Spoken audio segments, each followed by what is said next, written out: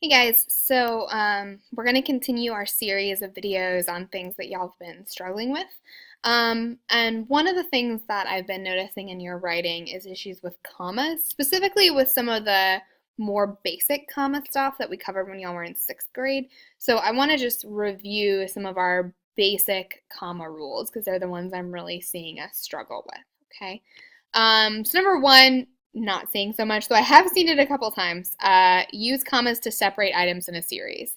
For example, I went to the store to buy milk, bread, and eggs.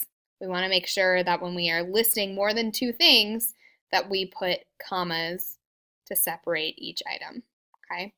Now, to separate two independent clauses with a fanboy's conjunction. So we've just talked about this, but I'm still seeing it, so I want to reiterate it. If you have two independent clauses with for, and, nor, but, or, yet, so in the middle, you've got to put a comma with that fan voice.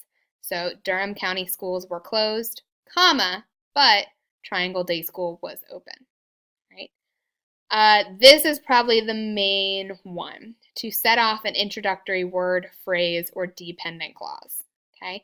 So when you use a transitional word, when you start out with an introductory phrase, like in the morning, when you start out with a dependent clause, any of those situations, you must put a comma after it, okay? So example, however, comma, I did not want to go to the zoo, okay? And to separate interrupting words or expressions this is another one we're really struggling with. So have you, by the way, ordered lunch yet? And this includes situations where we're interrupting ourselves to give additional information, which we'll talk about. And this is the situation where we just want it to flow in the sentence. We don't want to use dashes or parentheses. We just have an interruption we want to flow with the sentence, okay? So let's do a little bit of practice here and see how we do. Sorry. All right, so Lucia made a dollhouse out of construction paper, cardboard, and fabric. Oops. I'm sorry, I'm struggling. All right, never mind. Lucia made a dollhouse out of construction paper, cardboard, and fabric. So here we have a list. We're listing two or more items, okay? So we want to make sure that we are adding commas in between each of those items. So I have construction paper, comma, cardboard, comma, and fabric, okay? John helped Amanda carry her gear, and they walked out to the truck. So here I have two independent clauses. John helped Amanda carry her gear, okay? They walked out to the truck. All I've got in between them is this and. So I need to put a comma with my and. And make sure you're adding this on your paper. All right, number three. Fortunately, I've been studying hard all year.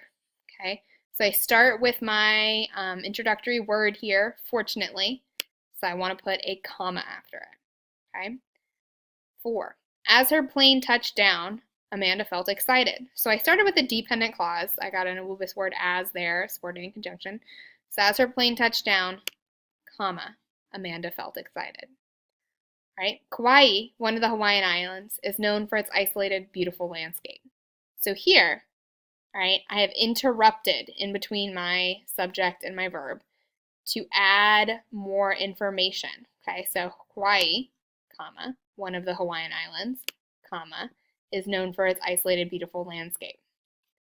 All right, number 6. The Doberman, in contrast to its frightening appearance, was very sweet. So once again, I've interrupted myself to give additional information, so I need to put commas around that. Okay. All right, so hopefully that little review has reminded you of some of our comma rules. All right, and we'll do some more practice with this soon.